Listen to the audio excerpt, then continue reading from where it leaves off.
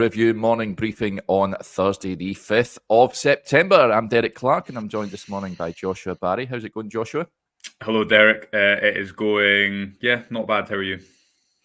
Yep, all good for a Thursday. We're well into the international break, aren't we? So, I was going to say we're looking forward to Rangers getting back in action, but I am not sure we are. I think that the break is maybe came at a decent time to reflect and what have you. And we're going to reflect on one player whose form has dropped off, and that is Jack Butland.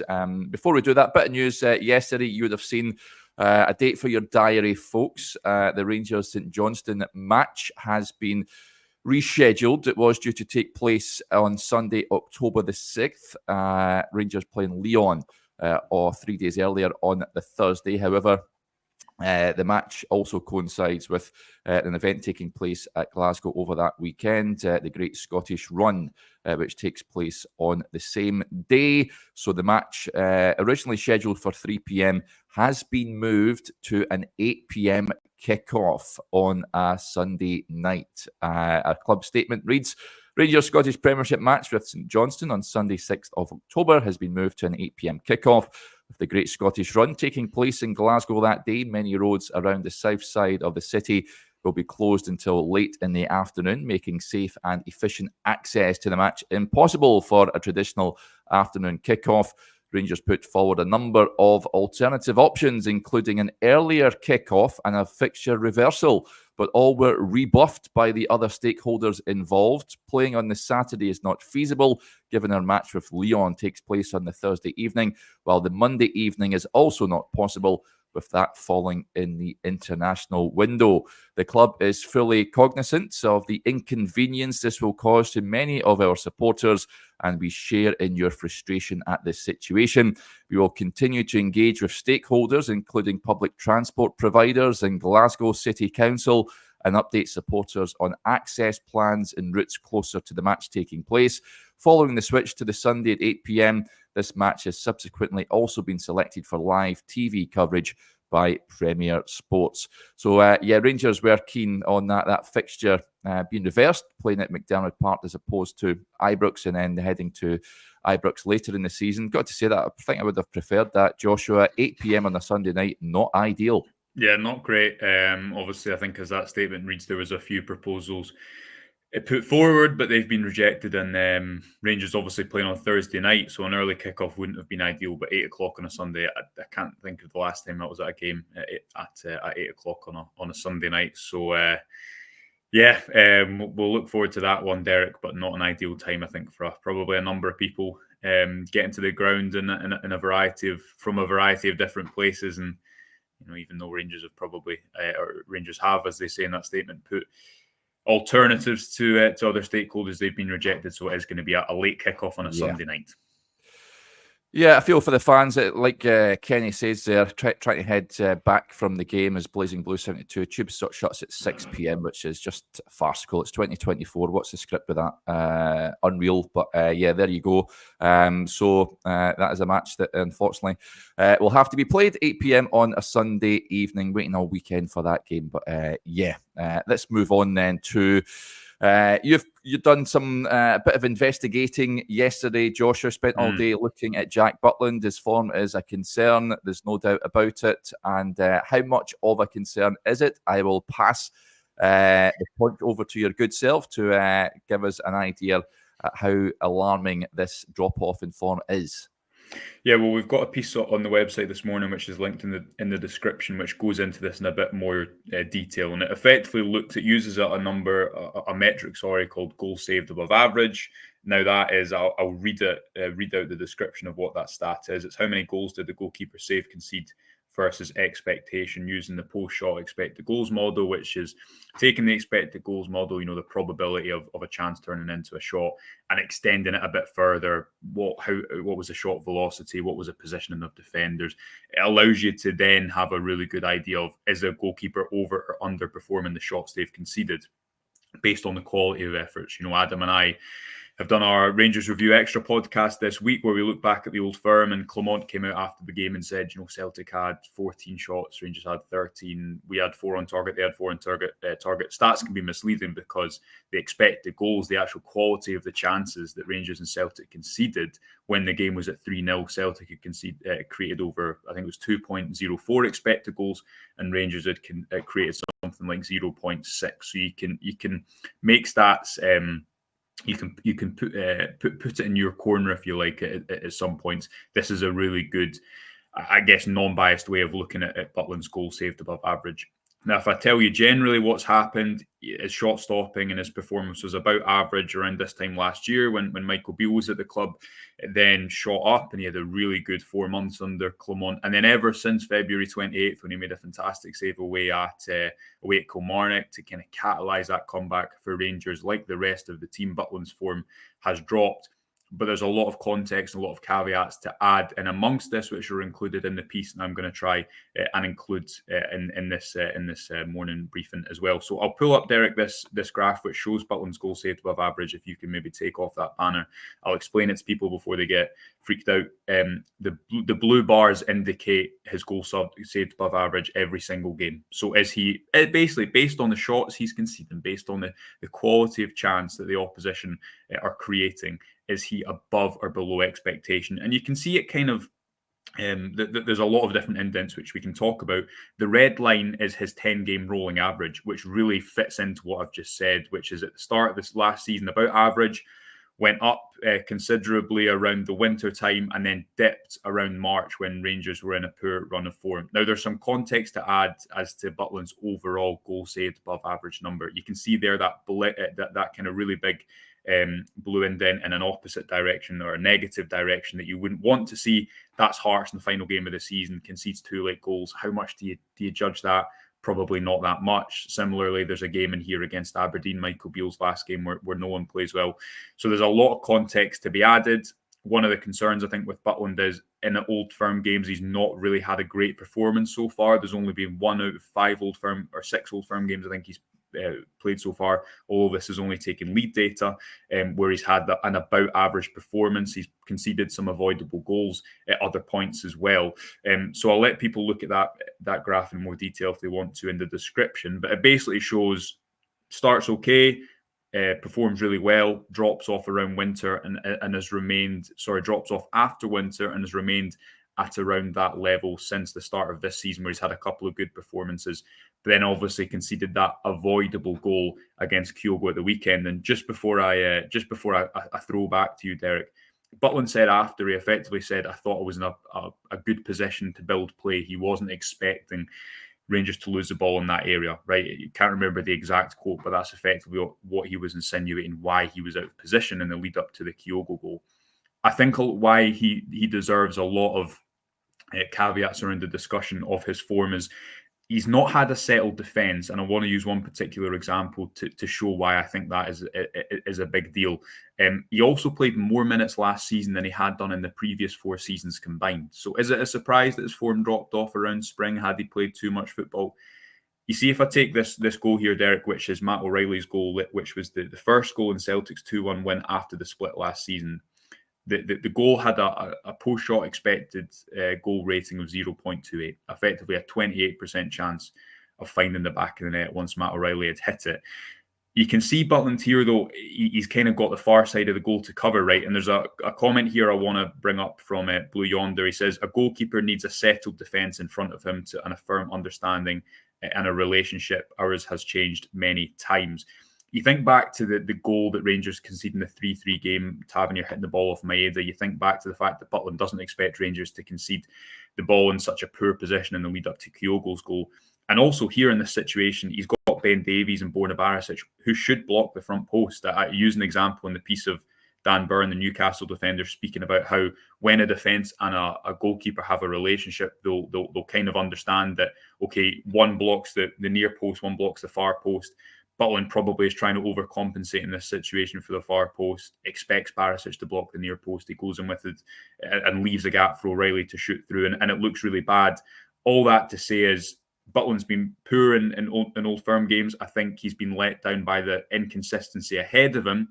and his form is probably a cause and a byproduct of Rangers' overall drop-off since that game at Kilmarnock where he made that big save, and the piece goes into a little bit more detail than we'll go into this morning.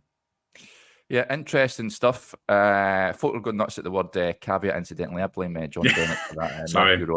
Well, caveat is full, please, no more, sir. Yeah, Chris said it yesterday as well. We'll try and cut out the C word, but I don't think we've said it as much since. It's all in our mind dial, isn't it? Yeah, that's why. Yeah, exactly. It's an interesting piece. It begs the question: why do you think it has dropped off, Joshua? I mean, he was very impressive to begin with when he came in. I think rightly named Player of the Year last season. I've said it before in a video. I mind watching him a lot when I covered Stoke City, and he was good, got injured, and then sort of struggled. I think it was more of a confidence-wise, more than anything else, maybe overthinking things. And I just think, I mean, he did say in his press conference after the game that he was pleased with his performance, which has a lot of fans maybe slightly concerned that he says that he's reacting straight after the game. Of course, I'm sure as he analyses it, he might think differently. But why do you think that there is that drop-off, do you reckon? I think there's a lot of things. So you look at the minutes he's played, and that's probably an interesting place to start. So last season he played 5,200 minutes, and as mentioned, in the 4 seasons before that, he's played 4,800 or something like that. So he's played a lot of football. He's had to take on a lot of responsibility, and I do think just that comment from, I think it was Blue Yonder, saying that the consistency in front of him, that's so important, because you need that trust of, in certain situations like the one I just showed with that Matt O'Reilly goal. That looks bad when Butland is diving to that side of his goal, and he has conceded a few long shots. The Scottish Cup final, you can't deny that. But also, it's these small dynamics of knowing, okay, your defender's covering that side of the goal, and in this situation, you know that there's consistency ahead of you. He's not had that at all, because think of how often the defence changed ahead of him last season. You see, if you think back to when Rangers came back from the international break, they were conceding like no chances at all, were they? They went away to Hibs and got a clean sheet. I think it was, can't remember off the top of my head, but certainly the 6 games after the international break, there was that consistency ahead of Butland. Then injuries start to happen, things start to break down, and it's not just the defence, but it's the top end of the pitch as well. I remember, Derek, you and I spoke after, I think it was the Hibs game where Rangers beat Hibs 3-1 at home. James Tavernier that day became the highest defending goal scorer in the UK, didn't he? Rangers were conceding a lot of counter-attacks, and it was a bit of a precursor as to what was to come away at Ross County, when the centre of the pitch was so open and they were conceding so many opportunities. So I think there's a lot of factors. Has Butland played too many minutes last season compared to seasons before? You'll just have natural dips in a season as well. As mentioned in the piece, which goes into a little bit more detail about it, I think there's some context as to when he has conceded bad opportunities, like that Hearts game where it's 3-3, yes, but it's a dead rubber. So do you judge that in the same breath as games that are competitive? All of these factors put together, and probably as well the fact that there hasn't been many players like Butland who have been able to kind of single-handedly win points at other junctures. And in the Europa League, he was I think 2 goals above average over the course of the campaign. That graph doesn't include European football at all. So yeah, I'll throw it back to you, because I don't know what you think, but I think there's a lot of factors, and it's probably now at a stage where it's a byproduct and a cause of Rangers' form since March. But Butland has also suffered from the fact that he's not had a number of other individuals ahead of him, whether it be a centre-back or a centre-forward, who can just push margins in Rangers' favour and get them more favourable results and help higher up the pitch. Yeah, I tend to agree with that. I don't think the defence in front of him has covered themselves in glory, and it's often chopping and changing personnel, isn't it, in that back four? So I don't think that helps. I don't think the Rangers backline, excluding Butland, is anywhere near good enough and at the levels that you would like a Rangers defence to be. Some interesting points coming in just off the back of it. Chaparuni says when Butland signed, he came for crosses. He looked confident. When was the last time you saw him coming for a cross? He is as good as McGregor was in his last season. Yeah, it's an interesting point. I think when he first came, that we all, because it was such a difference, wasn't it, Joshua? Because McGregor often preferred to stay on his line and have the defenders deal with crosses coming into the area. And then Butland, we had this goalkeeper that was coming out and collecting things. So you're thinking, wow, this is mental. But yeah, I haven't seen it a great deal. Apologies if he has, and we've just not sort of been paying attention to that. But I think that's a valid point, is it not? Is that a confidence thing again? Do you think maybe playing on his mind?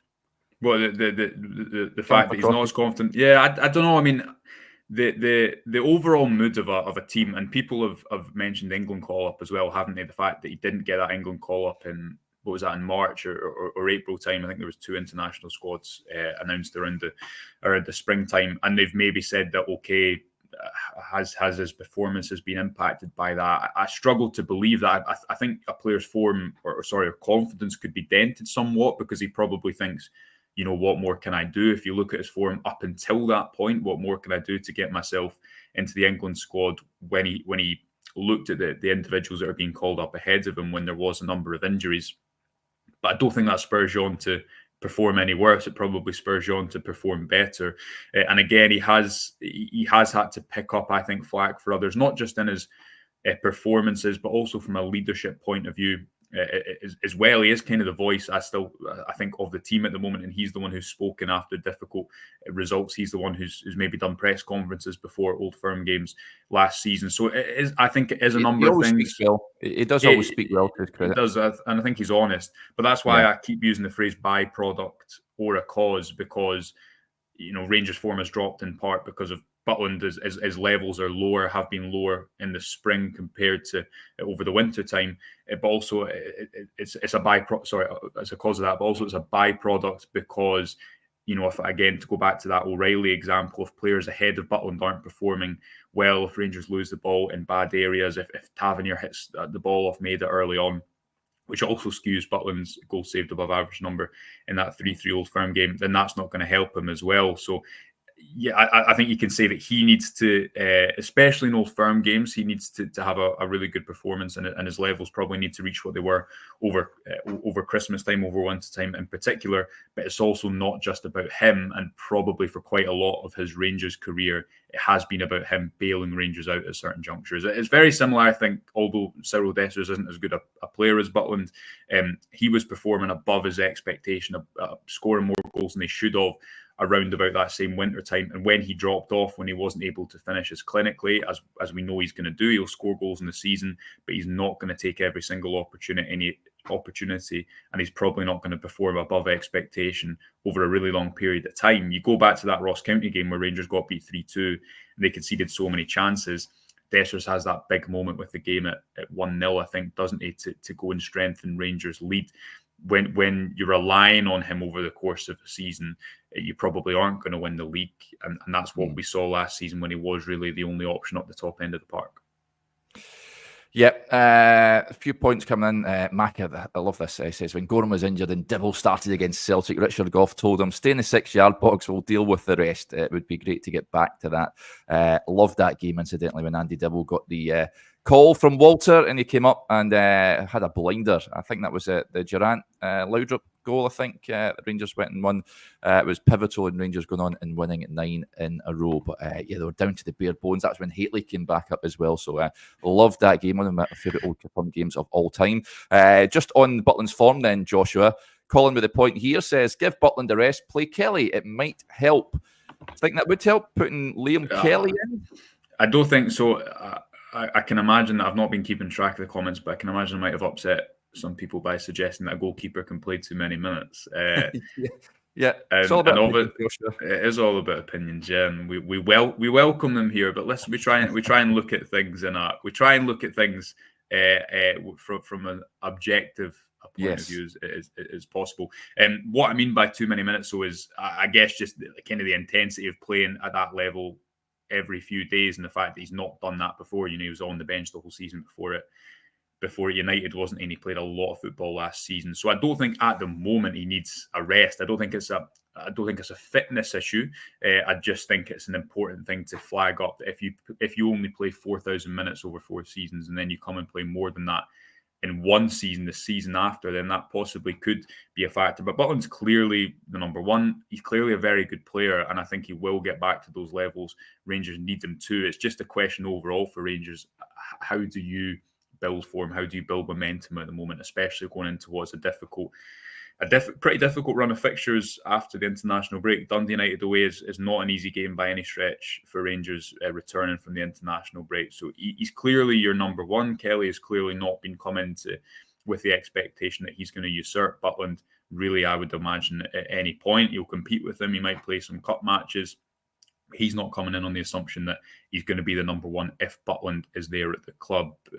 Again, the question is how do Rangers recapture some of that form and the momentum that they've not had under Clement since that Kilmarnock game, since that first 20 games, where I think he won 18 of those first 20 games when he initially came to the club. And everyone saw some of the scenes at Ibrox after the game on Sunday and the discontent there.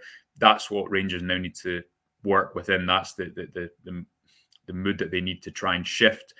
You've got a long time until the next Old Firm game. We've obviously spoken about that to death and the issues attached to that fixture, but they just need to start winning some games, because that's the only thing that will make other people feel good, but themselves as well. Well, they do have to start winning games, but I've got to admit, a trip to Tannadice when the team comes back from an international break, Sunday, 12 o'clock kickoff, which is fraught with danger, Joshua, heading up there. I don't have much belief that this team is able to go up there and get a positive result, I've got to say. I know we'll analyse and look ahead to the match in more detail next week, but given what we witnessed last weekend, I'm a tad apprehensive about that one. Yeah, it's not been when was the last time Rangers went there? Was it the 1-0? No, it was a 1-0 defeat under Gerrard before Dundee United got relegated, and then the 1-1 draw. Beale went there and Sakala scored a double, I think. So he did 2-0, yeah. So he did. Yeah. That's right, yeah. No, Sakala and I think Tillman scored one as well. Tillman, yeah. Not watched much of Dundee United at the start of the season, but obviously the results have been decent enough, haven't they? So yeah, I agree with you. I think we're at the stage now where you need to see it before you probably make any assumptions that yes, they're going to be able to go there and get a result. Away from home, Rangers were good initially under Clement, but again, I've not got the stats to hand. But if you look at the number of away wins to away performances since that Kilmarnock game, which just seems to be the cut-off point, it was when it looked like a result on that night. I remember being there where you thought this is really going to be a springboard for Rangers because they've overcome an away game that they've really struggled to in recent years. But instead, at the moment, it looks like the point where their form is dipped domestically and they still need to really recover from it over a sustained period of time and go on some sort of run that they were on when they won that game on the 28th of February. I'm not convinced this Rangers team is capable of doing that. Dundee United, incidentally, they beat Hearts at Tynecastle in the previous match. Again, it's given Hearts' form at this moment in time, I don't know if that's impressive or not, but they are ahead of Rangers by a point on 8 points to Rangers 7. Of course, 5 points behind the two league leaders in Aberdeen and Celtic at this moment in time. Do you have the belief that Rangers can go on an extended run, Joshua? I mean, looking at it, I've got to say, if everyone looks to that next Old Firm game at Ibrox, of course, and whether Rangers can get there with minimal damage and if they can get there with 5 points adrift as it is now and an opportunity to close the gap to 2 points, I very much doubt that will be the case, incidentally. But how much belief do you have that this Rangers side has a mentality to go on that extended run, like you say, and get to January within a handful of points, if you like? At the moment, not much on the basis of what we've seen at the start of this season.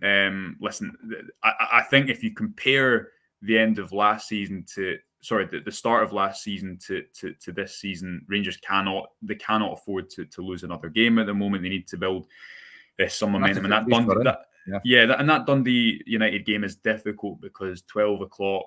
I just always have a bad feeling watching a 12 o'clock game. I don't think any team ever plays well at 12 o'clock ever. Not even 12:30. On the other hand, what Clement has kind of professed all summer is, look, it will take time. We're going to be a better version of ourselves in October or November. And I think what we've consistently said on the podcast is that's all fine and well, but you need to be in a good enough position come October or November to really kick into form. You need to get results in the intervening period. So it's there for Rangers to prove. I can't remember the games they've got after Dundee United. There's obviously a few home games. They've got the cup game as well, and European football starts. So as madness starts in the Clark household. Is that another Prime delivery? Yeah, they might be buying stuff again. So yes, apologies for the dog there barking, folks. But he's as long as the postman's happy, that's fine. He must know the morning briefing's on at this time. By this, how dare he interrupt the show?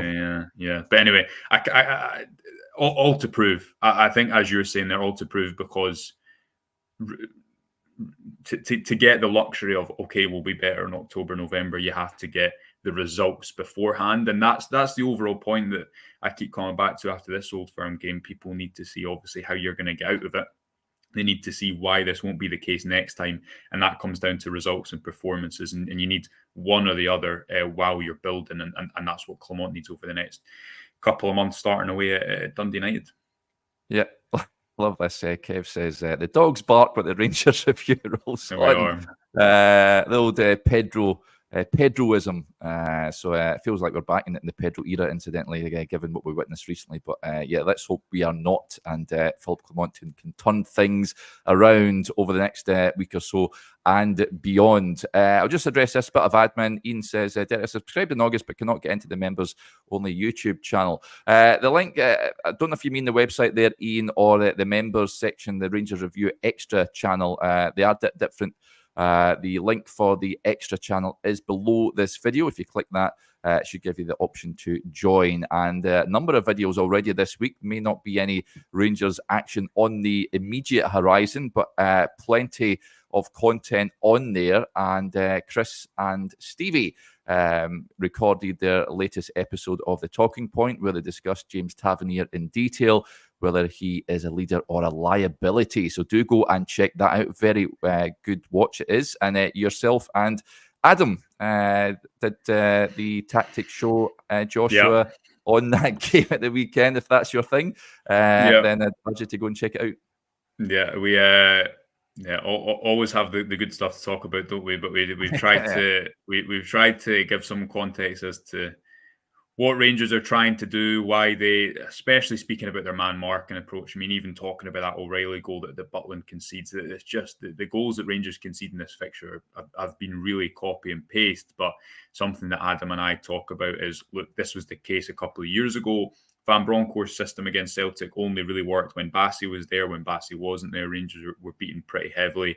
Who has been there to kind of enforce those lessons? At the same time, Celtic have done the same thing. You know, can you imagine, hypothetically, if after Postecoglou, Celtic had recruited a coach who used a completely different game model, you know, high and wide fullbacks and narrow number 10s instead of players in their positions that they're comfortable with? And one of the reasons that they're in the position they are at the moment from a performance point of view is because they are doing the same thing. It's consistent, whereas Rangers have changed tack and are now trying to play catch up. So we go into all those themes and more. And if people want to listen to a little bit more about the Old Firm game, if they don't want to, I don't blame them. But we try and give some context as to what Clement's tactics, what he's trying to do in these games, and why it's not working at the moment.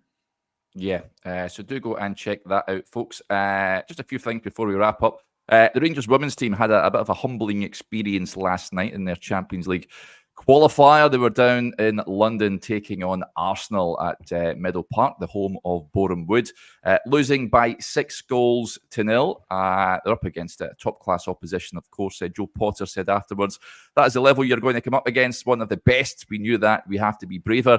You have to learn from this. No one likes to lose by that scoreline, and we aren't accepting it. We don't. There were moments, but we know we can be better.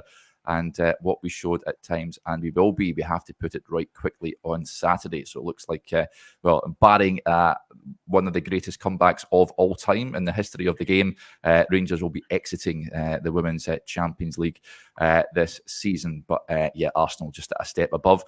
Lots of you in the comments, I noticed, and big fan of the show is Denzel Merrick. Null says, what are your books on, Denzel? A lot of people asking. He is a renowned author. I've read 2 of his books, and I would very much recommend you reading some of his back catalogue. The latest one that he sent me quite very kindly, Murder at Holly House. I'd recommend you go and have a read of that, folks. But yeah, he's a big fan of the show, and go and buy some of his books, folks. They are superb stuff. Right, that'll do us there. Big thanks to Joshua and each and every one of you for tuning in to the show as ever. It's greatly appreciated. And we'll speak to you tomorrow morning. Can't believe it's Friday already. I think I'm on with Chris and Stevie, if I'm not mistaken, Joshua. I think believe so, yeah. Believe so. We'll continue to build up over the international break, try and come up with some unique talking points every morning until that Dundee United game. So Chris and Stevie tomorrow, and then into the weekend. Yeah, super stuff. Right, that'll do us there, and we'll speak to you later on now. Bye for now.